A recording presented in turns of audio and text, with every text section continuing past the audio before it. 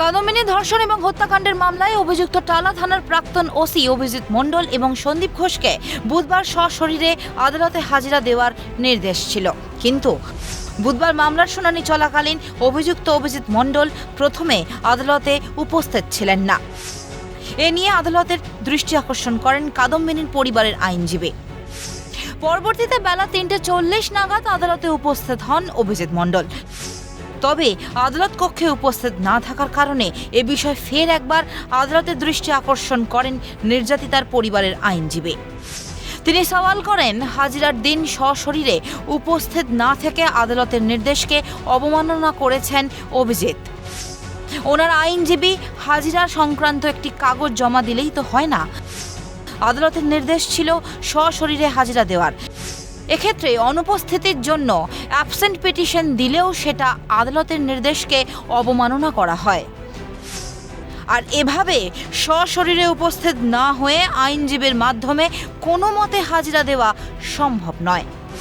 এই প্রেক্ষিতে অভিজিৎ মণ্ডলের আইনজীবীকে বিচারক বলেন, অভিযুক্তকে আদালতে উপস্থিত থাকতে হবে।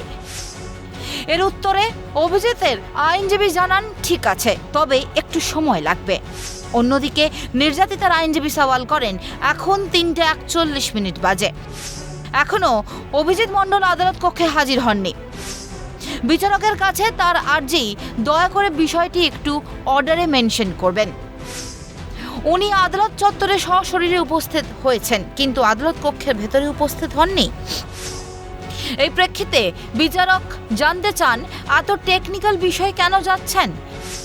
এর উত্তরে নির্যাতিতার পরিবারের আইনজীবী সওয়াল করেন, এমন অনেক সময় আছে যখন দ্বিতীয় ভাগে মামলা শুরু হলে দুপুর 2টোর মধ্যে মামলা শুরু হয়, যেখানে অভিযুক্তরা তার আগে উপস্থিত হয়ে যান আদালত কক্ষে। কিন্তু অভিযুক্ত অভিজিৎ মণ্ডল আদালতে আসার পরেও এখনও আদালত কক্ষে উপস্থিত হলেন না। সওয়াল জবাব শেষে মামলার পরবর্তী শুনানি আগামী 16 জুলাই স্থির করে আদালত। মামলার পরবর্তী শুনানিতে আদালত কী নির্দেশ দেয় সেদিকেই নজর আইনজীবী মহলের। অদ্রিজা ঘোষের রিপোর্ট, ক্যালকাটা নিউজ।